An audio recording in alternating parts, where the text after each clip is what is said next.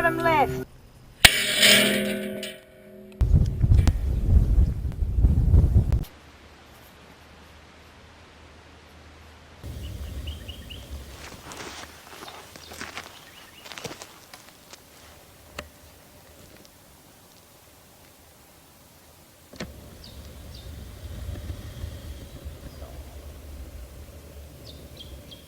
Okay. Okay, well that's just where we're out to be shooting. Yep. Well, that's good. I think that's about the MOA we're going to be using, or about the barrel angle. Okay. Got a fair bit of testing to do to figure that out, but both those areas, so what, 5,000 yards and 5,000 metres, Yes. we'll see. And I think this barrel angle is about right, but that feels good. Both in here. I think this little dirt mound will do. Okay. Well, here we are out at our long shot, which is basically, you'll see on the long range footage that Sam just took that we've got a couple of spots out there which we'll show when we're getting ready, and we've got a better day and we're actually going to start to do the shot. But there's actually a 5,000 metre area out there, and there's a 5,000 yard out there. A lot to figure out, a lot going on that score. What we've just done over the last, yesterday it rained last night, but it's just gone and roughed out a little patch here in the dirt, which has got a few things going on. There's a little bit of shade for shooting in the afternoon, so it's a little bit of shade on us, we're not in direct sun. It's basically on an angle where I've come back up here so I don't have to do too much groundwork, because otherwise we're on a 15 to 25 degree downslope, so I needed to get something to flatten it out. So we're obviously going to be shooting with the barrel up in the air, but I wanted at least a flat area. Maybe we'll go further, but this looks alright. What we've just done here is just a little bit of pick and shovel work, move the dirt around, stomped it down, so just sort of stuff you could do pretty much anywhere. Not a little spot, so it's a little level spot for Sam to sit on, but that's all we're doing in our ground preparation, not building any ramps or anything like that. Just done this, using this log here, and we'll see. I think that'll work nicely. We've got reasonable dirt to pack in with my bipod set up. The skids worked really well when we were using the dirt last time. As to whether we lay a tarp across it, we might do, we might not, we'll see. That really comes into how everything performs. We've got a new muzzle brake, seems to be pretty good, but we want to be pretty damn comfortable in doing the shots we're going to do. One of the tricky pieces we've got with this is I don't know the MOA. I have an idea. I was running roughly between 300 and 300 and, or probably down as low as 290 up to 320 to do the 4K shot. It changed by that amount varying on the conditions. So whether that was high winds or that was temperature or that was barometric pressure, all those things are relevant, but it really did change by that amount from one day to another day. So there's always a little bit of fishing to start off with to find out where it was, and we're starting to get more of a grip on what's actually happening. Now, because we don't have a nice prairie out there, or a nice flat desert out there to just go a little bit further and watch where our dust lands, we don't have that. I have areas out there that are probably down to 10 minutes of elevation where I'm going to be able to see anything. Maybe a little less, maybe down to 5 minutes, but we're down to 10 minutes of elevation, and hopefully my figuring is it's going to be approximately 400 minutes is what we're going to need. But in some of the calculations and some of the stuff, we might be at the 450 and we might be as low as the 360. So it's going to be fairly hard work, and we'll go for a bit of luck on our side to make that easier rather than harder. But as you saw it there, well, it's just about coming. We've got harvest, they're baling for hay, so paddocks are getting cleaned up. Obviously we've had rain over the last couple of days, so dust has just gone in the window, so we're waiting for it to dry out again. But we're coming up. Over the next month we hope to be pulling the trigger out here. So done a bit of groundwork, found a spot that we're doing, that we're going to go with, and so all going really nicely on that score. Otherwise, a couple of things I want to go through, a little bit about some plans we've got in the way of support for our channel, and there's also to touch base on, which I'll say now, The long range shooting videos that we've done 4 of. We've got another one, 5 is in the works. Haven't seen any more pictures in from people around the world at the moment. There's lots of people that have talked about it, are going to do it, that sort of stuff. We don't mind keeping on doing this for a year if it takes that, of slowly getting stuff in. But if there's the people that need a little kick out there to go out there and get that photo, or send it on the email, or do it what you're doing, I need probably another half a dozen now, and I can put together another video. But yeah, get your videos in. Everyone seems to like them. They're pretty popular. It's nice to see what the rest of the world's got. So get them in, and I can, with some details, and I can produce another video and get another one out there. Also, we got today is a video of a bit of a shot that I decided to do, as much for my own knowledge of what was actually going to happen, but also a bit of entertainment value. I think it's interesting for everyone to see, and that's a nighttime shot. Now, out of the area I wanted to shoot at, or the area we got to shoot at right now, we had the longest I could go to, which is where I wanted to go to, was really a mile in the way of the stuff we can use right at the moment. We ended up setting it up, we got 1,758 yards, but middle of night. We're actually moving at home 2:30 in the morning. We're out here setting up. We're getting the shot done at just after 3 in the morning is when we're doing this. Went very well. I'll let you see how that video went, but here we are, 338, 1 mile in the middle of the night.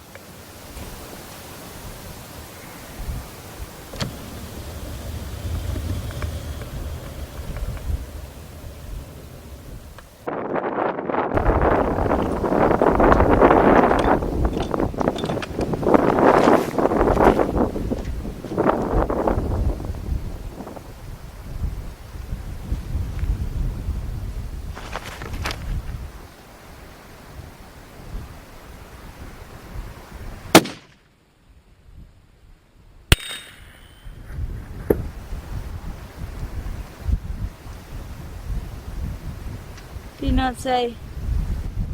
Yeah.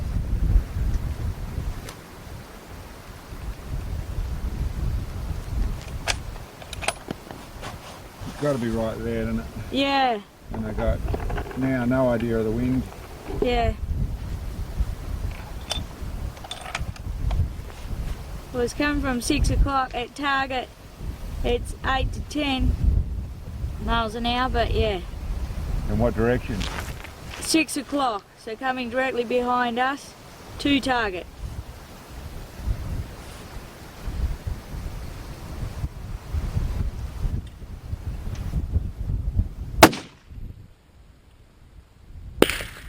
So, low and left.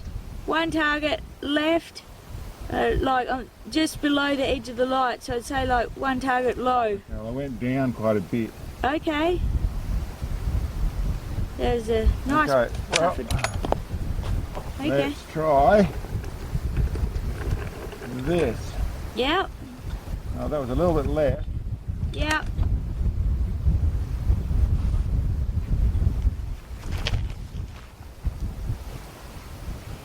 The wind is going a little bit left to right.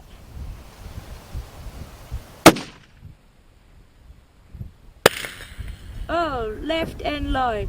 So, yeah, one target left, half target low. Awesome. Half target. It's in the light, so very close. Well, that's not bad. Yeah, mate. We saw it. Yay.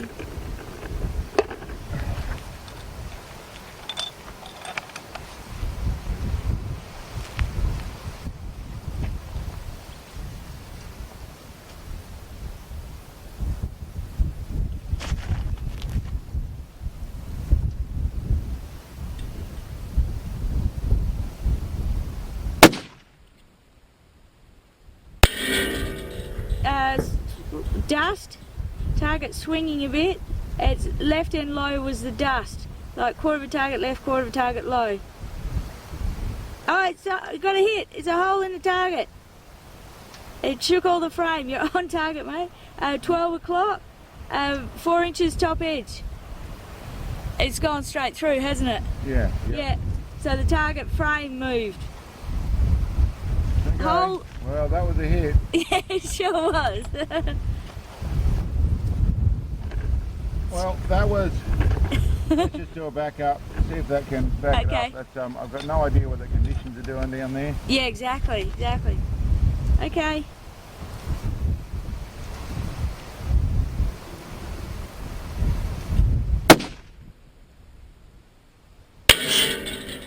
Yep. Bottom right. On target, bottom right. Hole on the very bottom right edge. Okay, well, that is a nighttime hit. Exactly. Do you want to have another shot, mate? No, that'll do. With that last one, there was a fair bit of dust, so I'm not sure exactly, but there's a hole in the plate on the right bottom edge. You could have ricocheted on, we just haven't got enough vision, have we? Yeah, exactly. Well, that's interesting anyway, isn't it? Sure is, mate. Okay, well, I'm going to Yep. take a bit of video through the screen. Rightio. And we'll, yeah, see what we can do. Okay.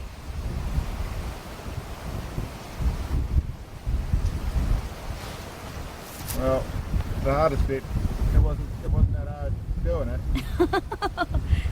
Yeah, exactly. Well, we got that done. That's a nighttime shot, which is just me doing a little of what's it going to be like, what are the conditions going to be like, is it going to change anything. We got, as you can probably hear, it's very windy, it's sort of gusting, it's really around the 15 to 20, gusting up to the 30 miles an hour is what we're seeing. But still got there, the 338's why I chose to use the 338. It's got the power to push through the wind. We're only at a mile, still a good solid mile, but only at a mile, and while I'm doing that I'll verify the range that we're actually shooting at. And we'll also come back here in a couple of hours time, so well, about 4 hours time, so we can show the zoom in and out so you can really get the perspective of where the shot is and what we've actually done. We'll see you down the target in just a minute.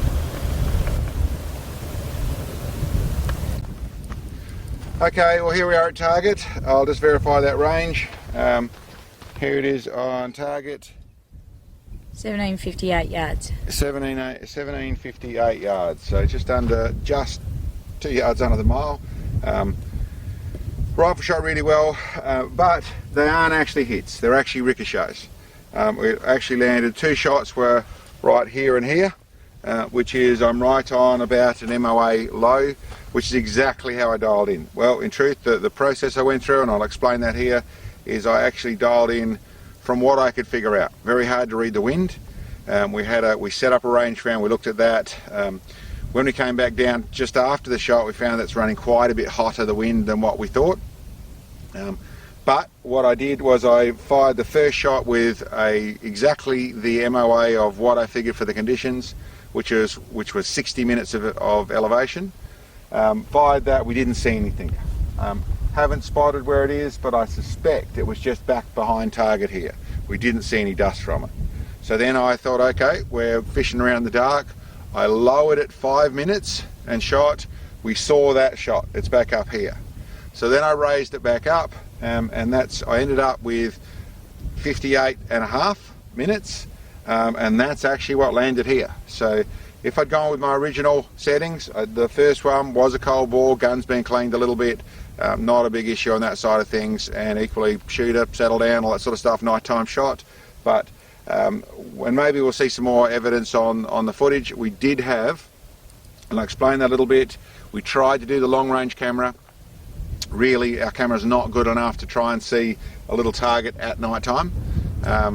What we did instead was set up another camera, which is 100 yards, a little bit to the right, but 100 yards of, what should I say, sorry, a little bit to the left of where we're shooting, so the perspective won't be exactly the same, but it's 100 yards out there, so we could actually see that. So we'll be able to time it all so you can see it happen in real time, what was actually happening, but that's the camera they're actually looking at. The other thing we did, and if I get Sam to turn around, there's just a little floodlight we had set up here, so we had illumination on the target. It's only fairly low level, it didn't help, and this sort of thing, it's a diode style light, means that you can't set it back very far and still get decent illumination on the target. So it meant that there was only a fairly low area that was lit. It still worked, we're still on here, still nighttime, 1 mile, 338, and as much as they were ricochets, they still punched dents in this plate. This is 3mm steel. If we had hit directly, this steel, it would have punched straight through. And I should say, we found one of the bullets already. We're sitting in front of the target. There is a skin, Funny the jacket with no lead left inside it, from the amount of power that was involved in the impact on the side from hitting sideways. After, like I said, there's the 2 spots of where the 2 bullets lobbed in. So we still actually, on the actual shot, which I didn't change the data there is a 6-inch group at 1 mile with the 338.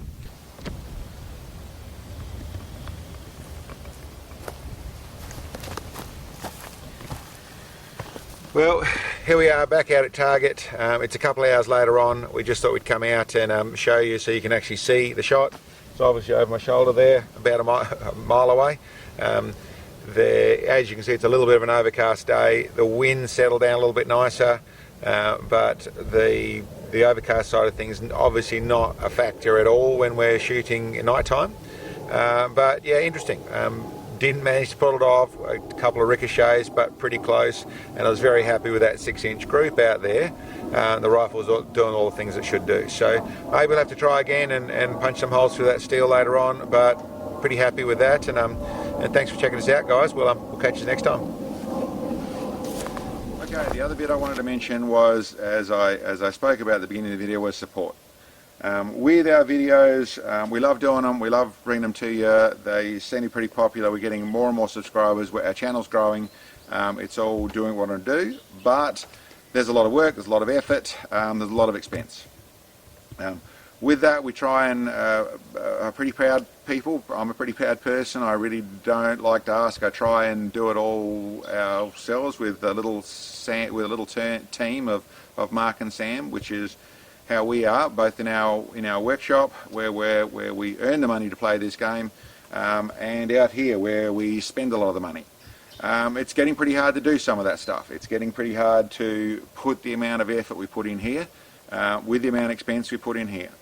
There's a bit of support coming to us in the way of, there's the likes of this rifle scope, which is on the 375, is support from Night Force. We've got the guys at MDT that have sent us some chassis which we can use we've put together that 6.5 Creedmoor into a really nice thing.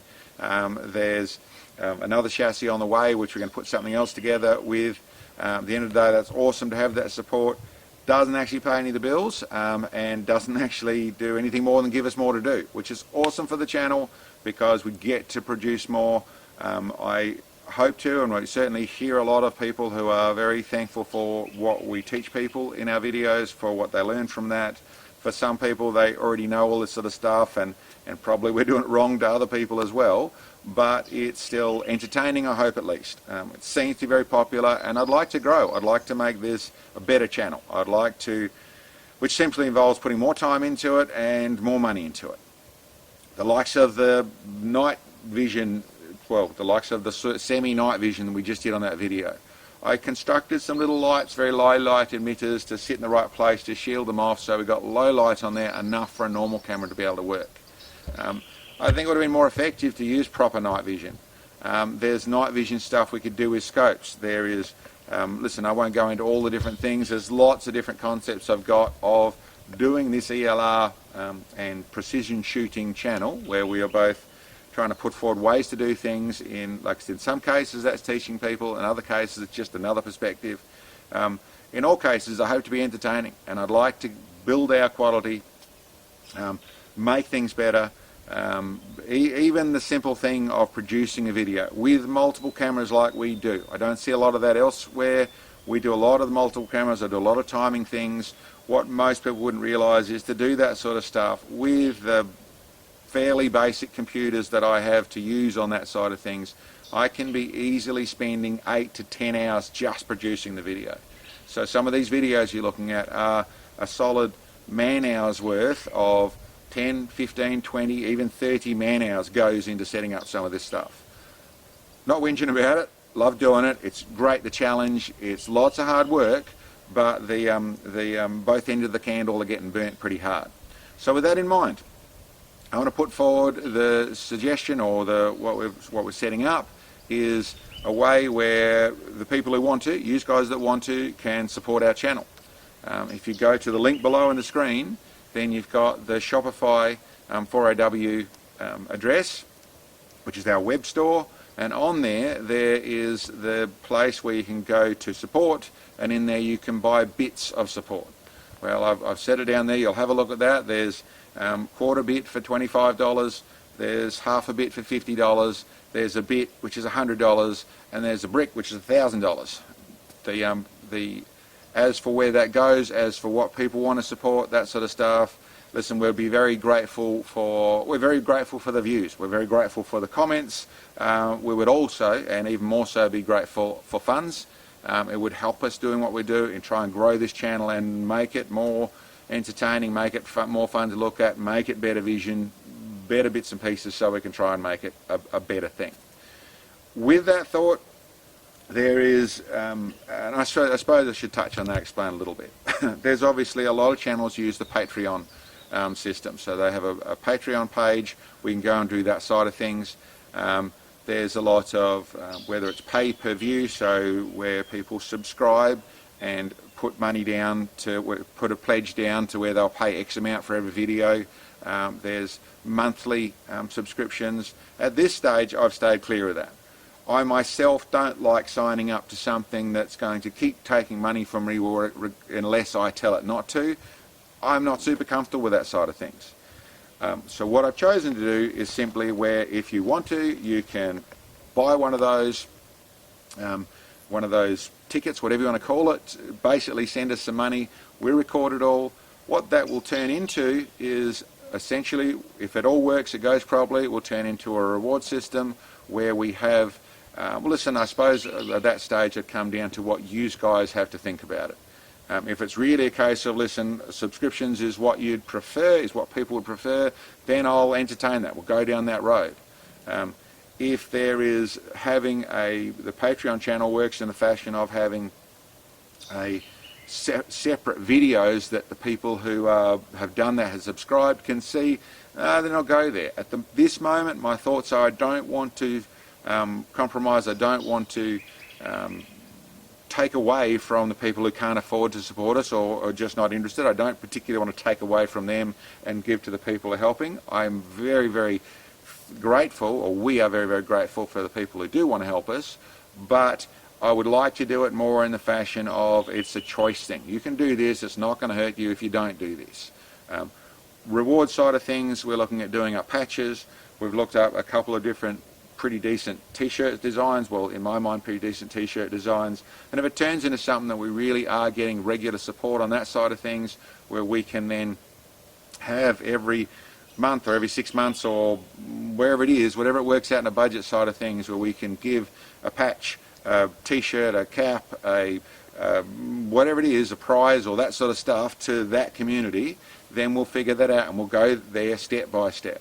But at this stage, what I've done is there's these tickets, these bits that you can buy in our web store, which, like I said, is at that link, in that link below there. You can find them in there. It's also where, and once again, I'd also thank, and we're very grateful to people that buy our products. We know that probably some people are doing that to support us. We're really doing something which we sell and believe and use is a product that people haven't got it here right now, but our likes of our adjustable bag bases, sold them all over the world, and I know for some people that is support to us, and yes, thank you very much for that. I really believe and want all the products to be not just something that you show your support to us, but are a good thing to you, they help with your shooting. And I should comment on that as well. We've actually seen quite a few comments back as improved groups from both muzzle brakes and our adjustable bag bases, how people have actually started to use them and it starts to improve what they do. Anyway, listen, one thing I should also touch on, most people would know this side of things, is that the AdSense payments, or what the YouTube channel pays you sort of stuff, most people realise that gun channels don't get a lot.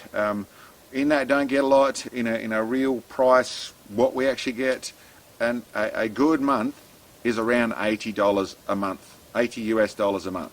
A bad month is around 60 US dollars a month. It doesn't pay for the primers, but not whinging. It's still something that's there, but it is definitely one of the things that is, for a gun channel, YouTube is not an earn by any means, and I just thought I'd put that in perspective. As I said at the beginning of this, I'm a bit of a proud person. It's a bit of an uncomfortable sort of thing for me to ask this sort of thing. It does matter to us. I can grow further, and we can make more of what you like already.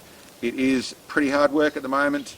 Not going to back off because of it, but there's an opportunity that if people want to, can help us. Anyway, guys, thank you very much for checking us out. I hope you enjoyed the videos, and we'll see you next time.